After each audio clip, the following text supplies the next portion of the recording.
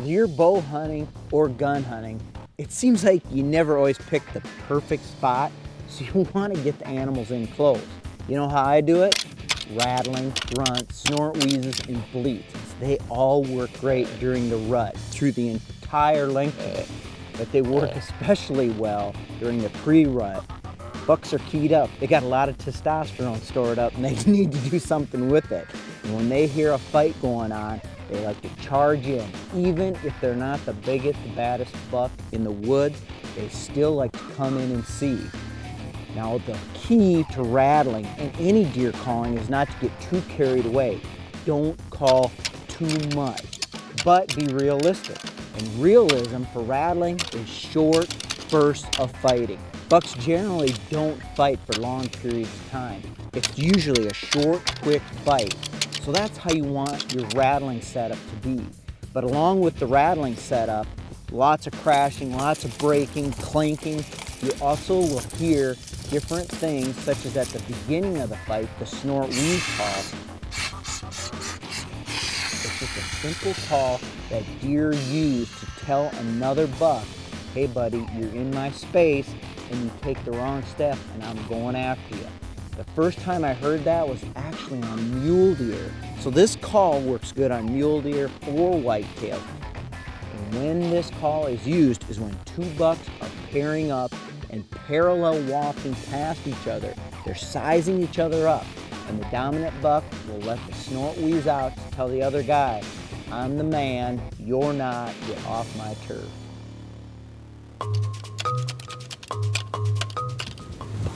Buck, right here.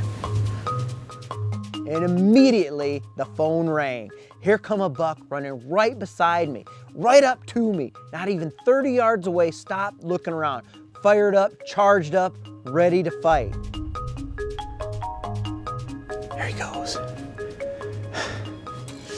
He wasn't quite a shooter. He's a young buck, nice 4x5, probably just a 2 or 3 year old buck.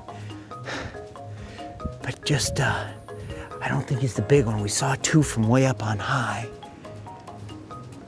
There's a buck coming right here, right here.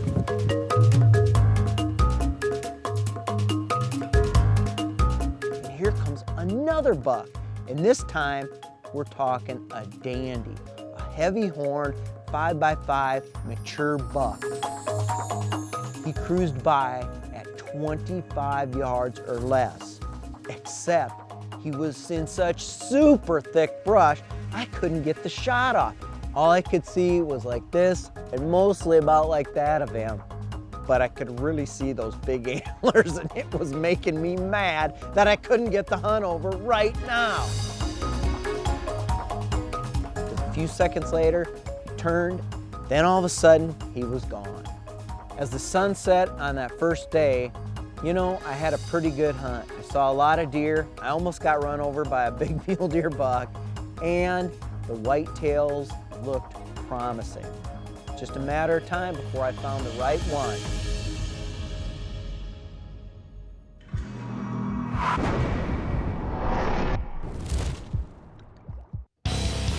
Regardless if you're up in a tree stand hunting or aggressively hunting the mountains, spot and stalk, or still hunting, you want to keep your binocular in tight against your chest. Now the way to do that is with these bra-like binocular straps. Crooked Horn Outfitters first introduced them. They work great at sucking a binocular in tight to your chest and having it ready when you need it. You know what they don't do? They don't protect your optics from the elements. So you need a wrap or a covering.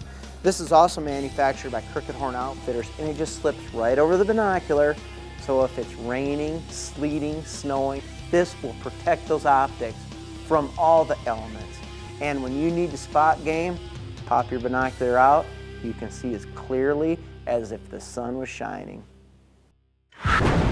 Extreme Pursuits is brought to you by Polaris. See the hardest working, smoothest riding off-road vehicles now at your local dealer.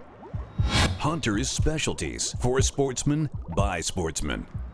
Real Avid, true to the core. Nikon, the trusted name in optics. Truck Vault, manufacturers of the world's finest in vehicle secure storage systems. And by these other fine sponsors.